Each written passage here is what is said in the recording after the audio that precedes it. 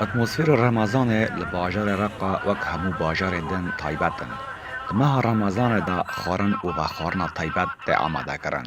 وک تمرهندی و گلکی نافدار لجم ولاتین رقا. طبعا احنا هلاتين بنص رمضان مها رمضانه نها بداوی به اتمسفر رمضانه لباجار رقا باشه ام لور لسوس جلب و تمرهندی دفروشین اف همو باشن لید مها رمضانه دا تایبت یکا خواهیا هر وها نان تایبت دوی ماه دا دب قرآنین. جبو شیبین رمضانه و ولاتی دوی ماه دا هوا دخونن لسر افتاره. اف جبلی معروف و قطائف و نمازه دمها رمضان دا تنه آماده کرن.